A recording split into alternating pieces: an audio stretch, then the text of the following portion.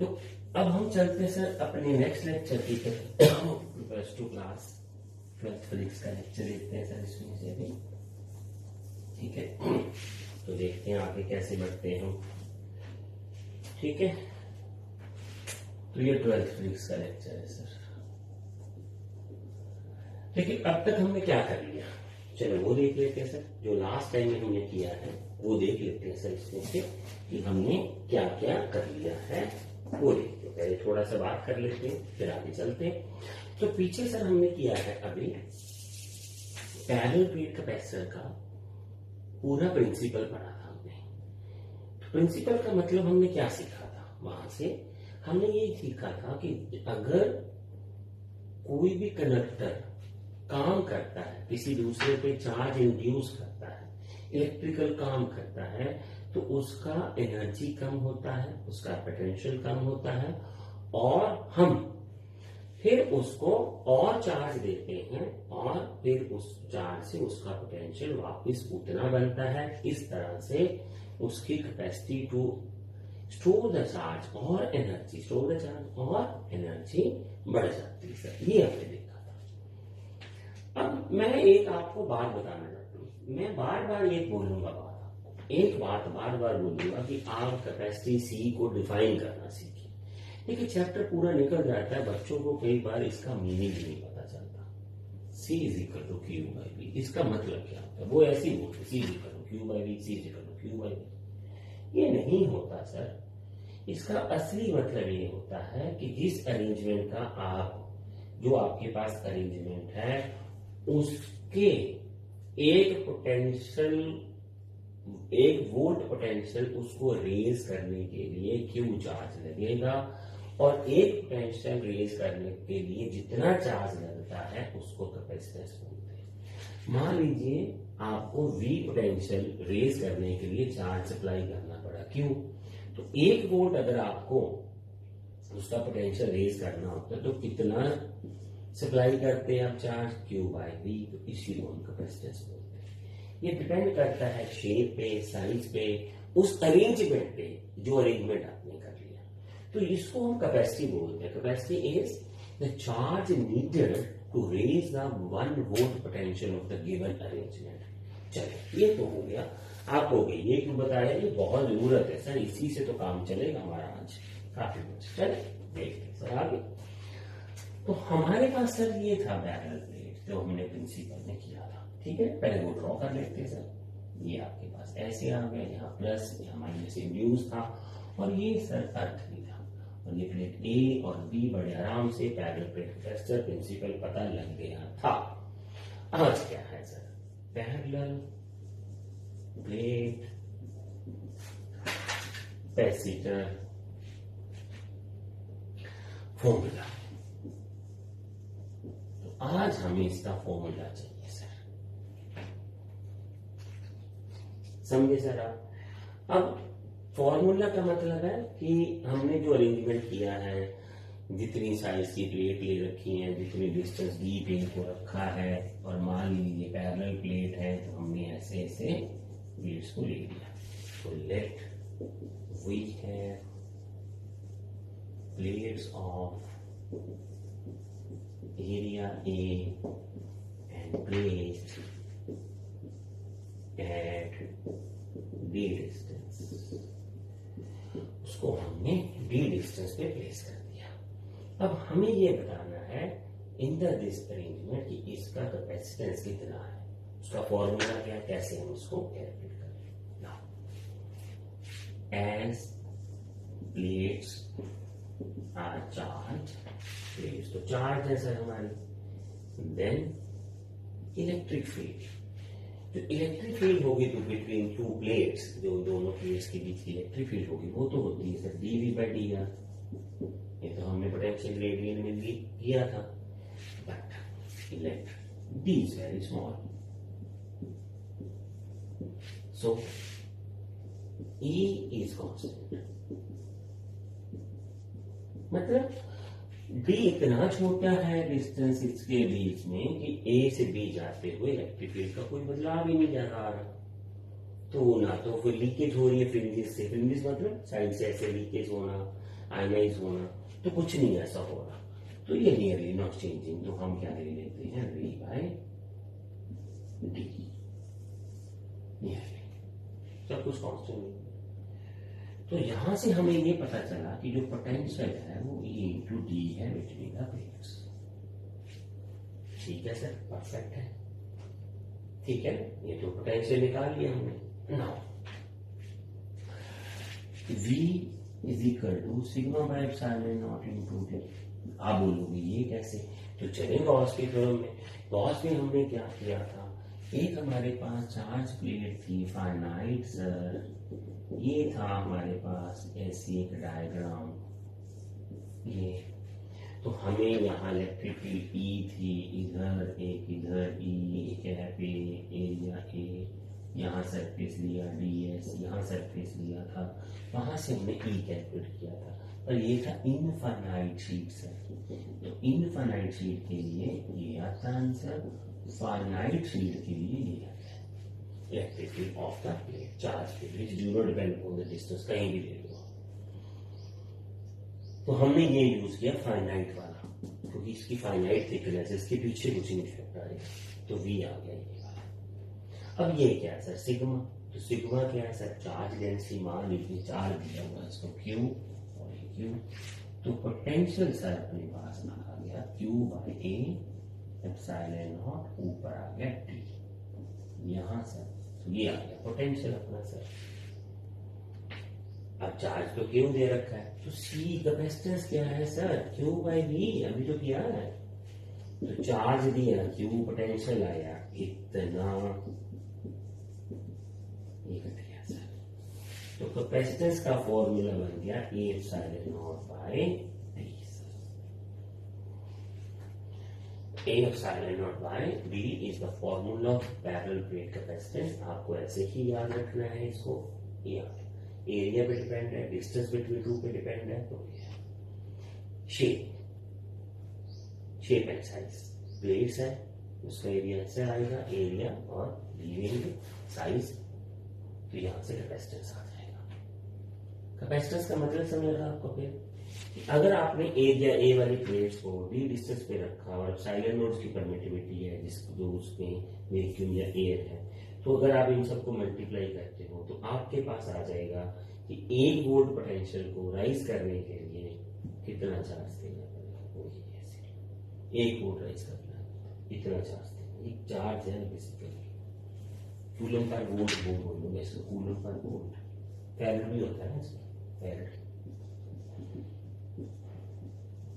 ये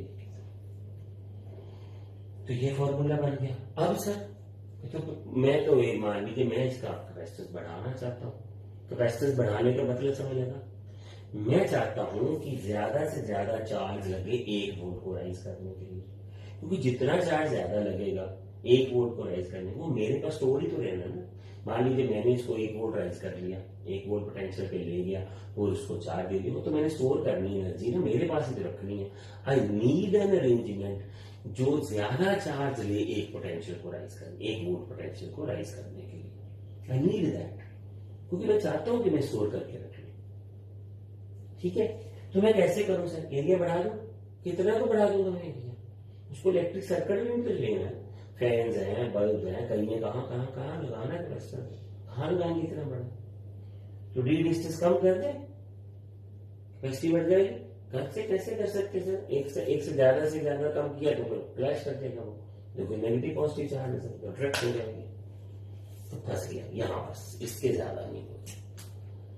तब उसको याद आया, क्या याद आया कि सर इसको अभी और कम करवा सकते हैं, जितना करवा चुके हैं ना और करवा सकते हैं। तो वो कहता सर वो कैसे करवा सकते हैं, उस अरेंजमेंट से क्या कैपेसिटेंस आएगा। तो चलते हैं सर अपने नेक्स्ट आर्टिकल की तरफ, इसी का पार्ट है सर, इसी का पार्ट है, वो चलते हैं। तो इसको बोलते हैं डायलेक्ट्रिक्स क्या है, in plates, in parallel plate capacitor.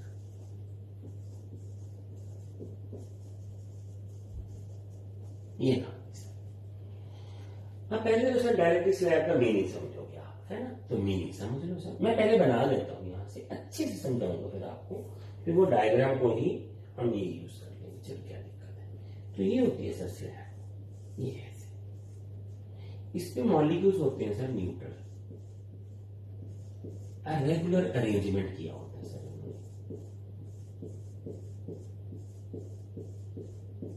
अरे आवाज आ रही है सर, बस करो, चल छोड़ देते सर, ठीक है। मतलब मन नहीं भरता ना, वो ऐसे थे थोड़ी एक मन क्यों नहीं भरता, तो ऊपर वो अच्छा नहीं लगता खाली खाली भी, जब आपको इसको रद्द भी करेंगे। तो ये है सर हमारे पास। अब ये तो मॉलिक्यूल्स है सर, एटम्स है, इसमें प्लस और माइनस तो दोनों होते हैं, पर वो एक दूसरे से कंसाइड न्यूट्रल होते हैं ना, तो प्लस और माइनस एक साइड के लिए होते, बिल्कुल सेंटर में इसके एक दूसरे को कैंसिल कर रहे। अब हमने डाल दी सर यहाँ पे प्लेट, ये वाली, यहाँ प्लस ये माइनस, राइट। तो क्या होगा सर, सारा जो प्लस है, सारा जो माइनस है वो एक साइड पे आ जाएगा, सारा प्लस दूसरी साइड। तो ये हटा ही देते हैं सर ऐसे। तो ये आ गया सर, इधर माइनस इधर प्लस आ गया। तो हुआ क्या सर, डाइलेक्ट्रिक स्लैब जो है, स्लैब ऑफ न्यूट्रल मॉलिक्यूल्स, ठीक है, molecules is placed inside the parallel plate capacitor, ठीक है ना। तो हमने वहां रख दी। तो देन ठीक है, नेगेटिव, ठीक है, इसे हम डायरेक्टरी बोलते हैं। डायरेक्टरी मतलब दो चार्ज प्लस माइनस, ये डायरेक्टरी स्लैब है। Then the negative comes near plate A and positive get induced. Negative induced near plate A and positive get induced near plate भी। पता चला, ये नेगेटिव था तो इसने पॉजिटिव इधर कर दिया, जब पॉजिटिव था इसने नेगेटिव कर दिया। फिर भी तो काम किया ना sir. And due to this potential of plate A is reduced, decreased. Hence, to make it on same potential, we need to supply more charge. That is capacity increases. Capacity क्या होगी फिर, इंक्रीज होगी इसकी। तो कर तो लिया काम। ये देखिए सर, ये पहला प्लेट था, अब इसके अंदर डायलेक्ट्रिक कर दी, फिर भी ये काम कर रहा है, फिर अभी भी काम कर रहा है। तो पोटेंशियल कम हो रहा, और चार्ज दे दिया तो कैपेसिटी बढ़ गई सर।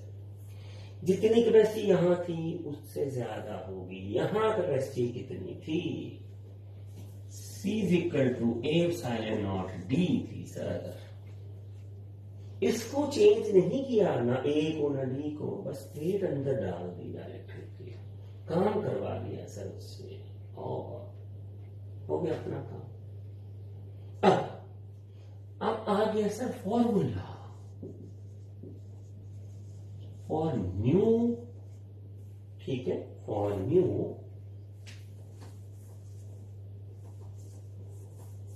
कैपेसिटी। नई कैपेसिटी का फॉर्मूला क्या आया, क्या वही फॉर्मूला आएगा? नहीं सर, अब तो बड़ी है, तो नहीं कैसे आएगा? चलिए देखते हैं सर। फिर चलिए सर, हम सारा कुछ काम कर लिए थोड़ा सा, और मान लीजिए कि थिकनेस T की प्लेट डाली है सर। अब यहां से हमने ये देखिए सर, यहां हमने लगाई थी इलेक्ट्रिक फील्ड, लग रही थी इधर E नॉट। अब इधर से अंदर से सर अंदर से इलेक्ट्रिक फील्ड इधर इंड्यूस पैदा होगी, ये ऑपोजिट आएगी ना सर, ये प्लस इधर ही माइनस इधर। अब जब अंदर हमारी फील्ड जाएगी, इलेक्ट्रिक फील्ड जाएगी, तो वो ई नॉट तो जाएगी नहीं, ई से कम आएगी, तो ई आएगी मान लो नेट, तो वो आ गया ई नॉट माइनस ई आई, जितनी ऑपोजिट है। तो प्लेट के अंदर इलेक्ट्रिक फील्ड ये है सर ई, और वो कम है बाहर से, माइनस हो रही है ना, ऑपोजिट आ गई। फिर आगे निकले खाली जगह जो, तो ई नॉट आ गया, ये याद रखेंगे सर आप। अब ओपन स्पेस है कितनी सर, देखिए ओपन स्पेस कितनी है, वो है डी माइनस टी, ये पूरी डी है, टी माइनस कर दीजिए और ये मिला के डी माइनस टी। तो पोटेंशियल आया कितना sir, V potential, E not D minus T, ये ओपन स्पेस है, प्लस ई, ये वाली ई जो नेट है, इंटू टी। अब ये आ गया आपके पास। अब डाइलेक्ट्रिक स्लैब की प्रॉपर्टी है sir, E not by E जो होता है वो ये होता है डाइलेक्ट्रिक कांस्टेंट।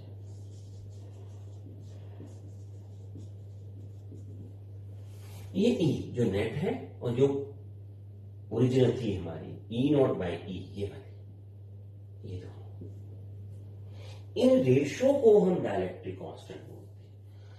अब हमें दिख रहा है सर कि E nought is greater than E nought तो ई से बड़ा है, तो के ग्रेटर देन 1 होगा। अब डाइलेक्ट्रिक स्लैब की प्रॉपर्टी ये है सर, वो डाइलेक्ट्रिक स्लैब सबसे अच्छी होती है, सबसे अच्छी होती है, आप बता रहा हूं पे, जिसमें के की वैल्यू जितनी बड़ी 1 से आ सकती है। वो कितनी बड़ी आएगी, कैसे आएगी सर, जितनी इंड्यूस इलेक्ट्रिक फील्ड ज्यादा आएगी और ई कम होगी। जितनी ई कम होगी इसका मतलब है ई आई ज्यादा आएगी, वो डायरेक्टली स्लैब डालनी पड़ेगी, जितनी मैक्सिमम आ सकती है इस एक सर। ठीक है, इसको थोड़ा सा करते हैं, देते हैं। अब ये आ गया, आपने ये समझ लिया कि जितनी के की वैल्यू ज्यादा आएगी उतना ही वो हमारे पास क्या होगी, अच्छी डाइलेक्ट्रिक स्लैब। तो वैल्यू डालते sir, E not D minus T plus E not by के इंटू टी, ये आ गया अपने पास पोटेंशियल का फॉर्मूला। यहां से आ गया ना, ये देखिए ई नॉट बाई के, ई इधर चलेगी, के नीचे आ गया, समझेगी बात आपको। ई की वैल्यू डालते हैं, अरे सिंपल ही, अब तो पोटेंशियल तो निकाल लिया, बस आ गया v is equal to E not common D minus T plus T by K. Charge तो क्यों दिया ना, शुरू से क्यों दे रहे, सप्लाई चल रही है, क्यों चार्ज आ रहा है उसके पास, वो दिक्कत ही कोई नहीं। तो कैपेसिटी नहीं क्या है सर, देखिए फिर वही बात आपको शायद पता चल गई होगी, इलेक्ट्रिक फील्ड की वैल्यू नहीं डाली अभी हमने, Q by A epsilon not. ठीक है, तो ये वही डाल देते हैं sir, Q A epsilon not D minus T plus T by K, ये आ गया C आ गया। तो C क्या आ गया, Q बाई ये वाली वैल्यू, Q एप्सिलॉन नॉट ऊपर टी प्लस टी बाई के।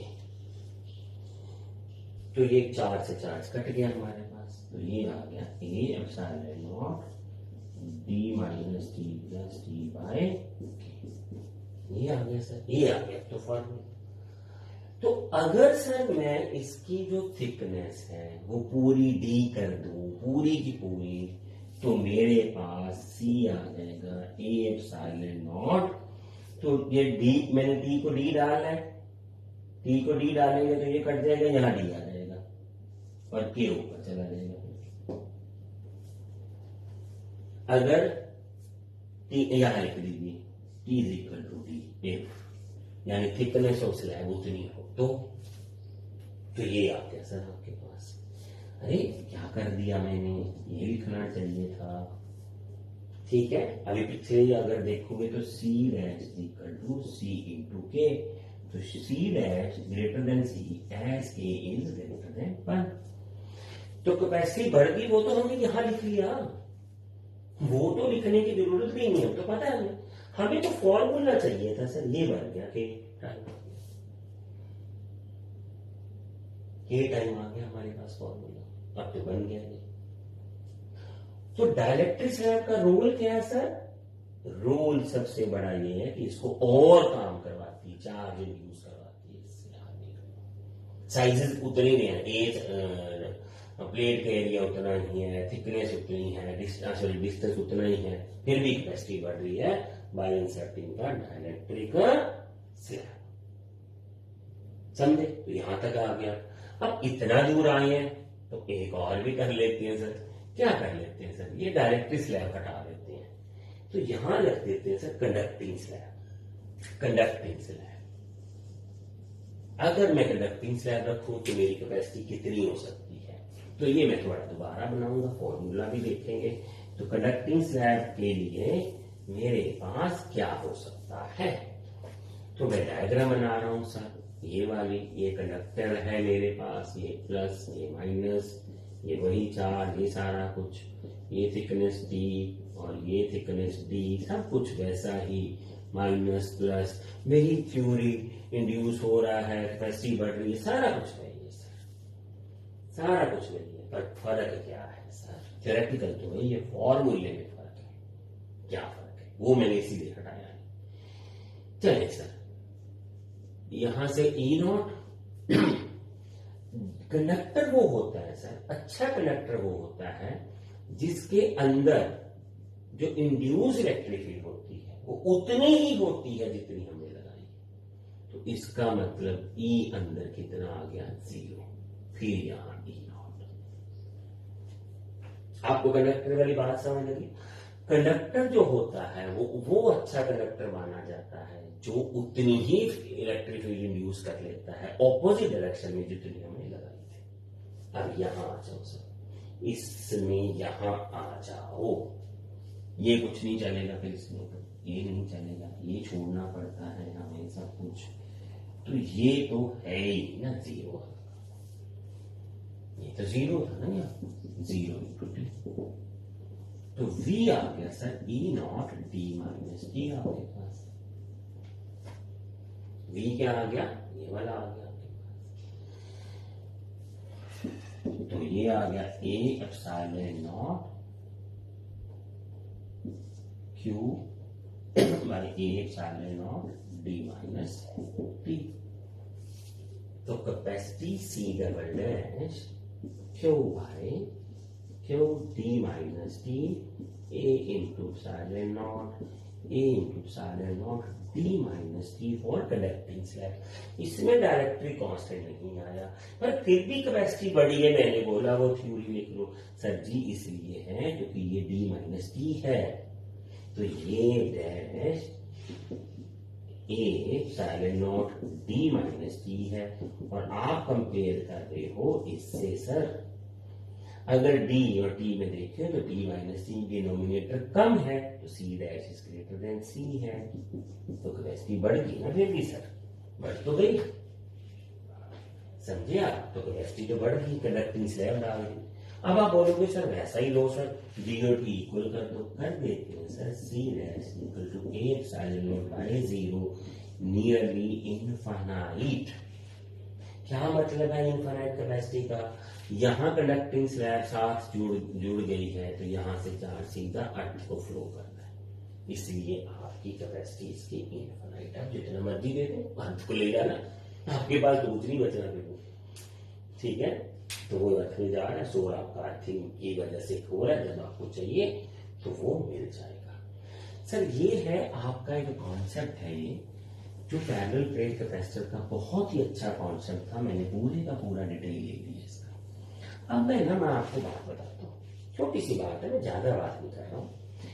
तो बात क्या है सर, आपने इतना पढ़ लिया, आपने सारा कुछ देख लिया, मैं आपको एक क्वेश्चन करवाना चाहता हूँ, सिंपल सा एक क्वेश्चन। तब आपको पता चलेगा कि बहुत बड़ा कॉन्सेप्ट तो अभी बताया ही नहीं गया। वो है सर इसका एक छोटा सा न्यूमेरिकल जो मैंने आपके लिए सॉर्ट आउट करके रखा हुआ है, तो मैं वही करूंगा। एक क्वेश्चन तो वो करते हैं सर। क्वेश्चन क्या है सर? वो है कि parallel plate capacitor having separation 3 mm, parallel plates having separations 3 mm, इसमें 3 mm की सेपरेशन है, ठीक है। एंड कैपेसिटी है, कैपेसिटेंस है इसका 17.7 picofarad. The capacitor is connected to 100 volt supply and connected to 100 volt, ठीक है। Now explain what happened if 3 mm mica sheet of K कितना सर, इसका 20.6 is inserted in plates, between plates, when, अब ये देखिए, supply on and to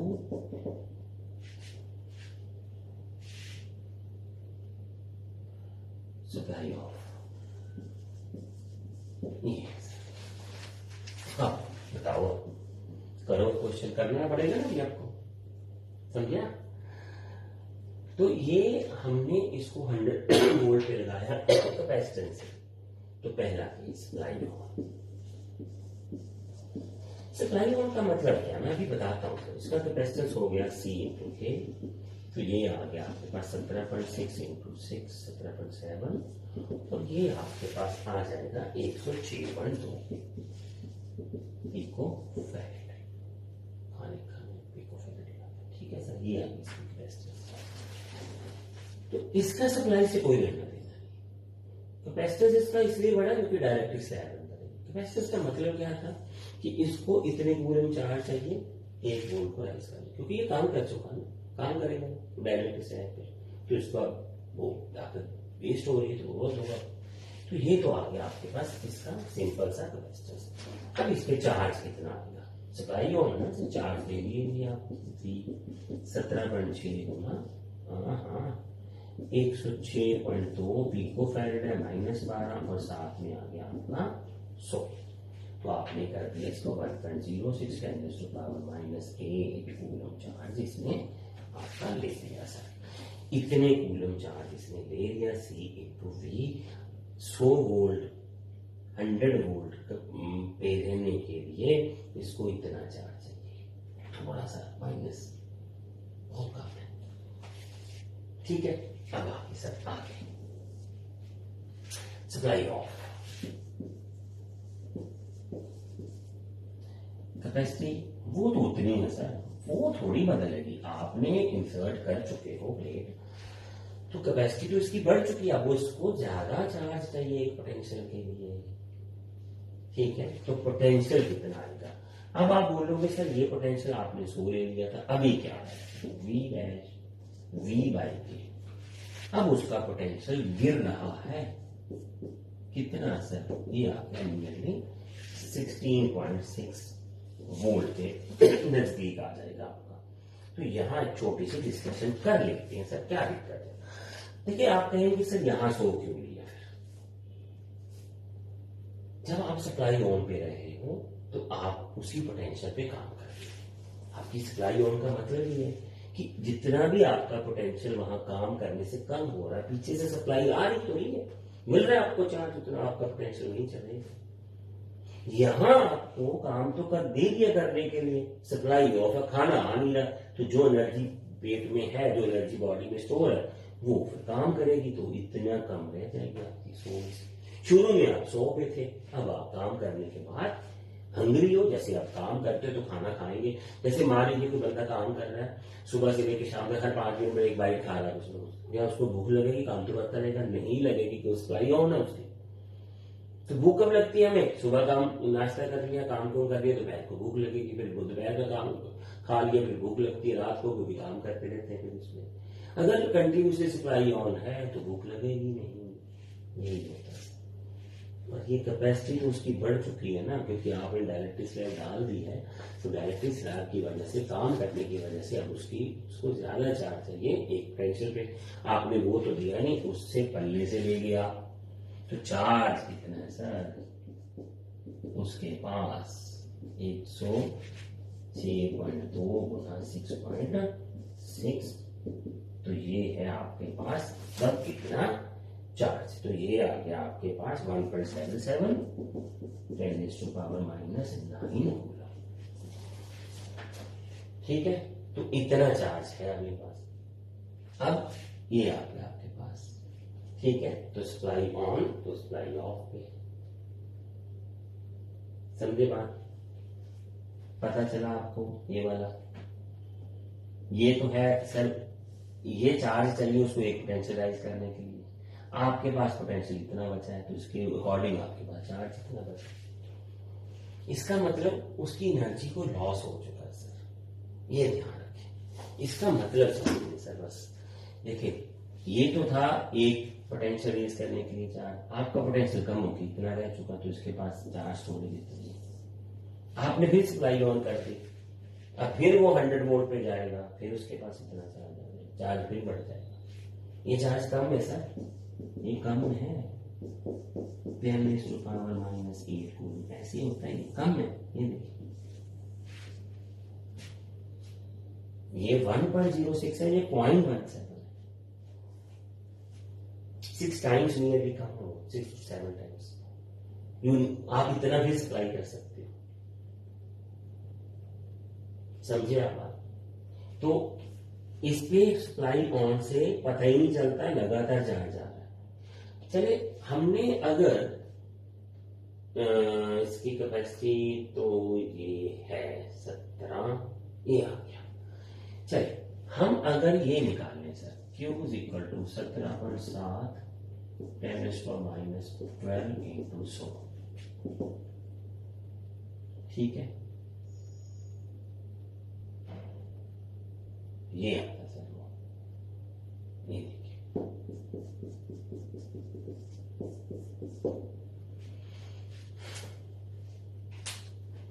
अगर आपने mica ना इंसर्ट किया होता तो यही चार्ज होता आपके पास।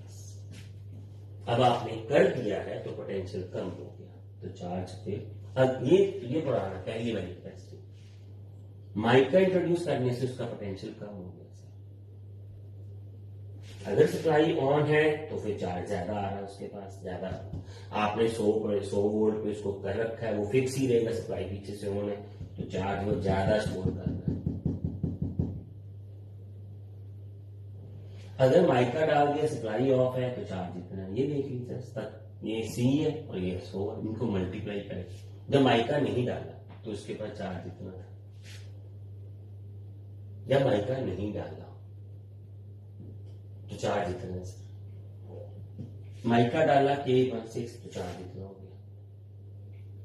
सप्लाई ऑन पे, सप्लाई ऑफ रखोगे तो फिर वही चार्ज है, फिर कैपेसिटी का कुछ बढ़ा ही नहीं उसके पास, कुछ फायदा ही नहीं हुआ, पल्ले से पोटेंशियल बढ़ा लिया हमने, चार्ज वही बढ़ गया।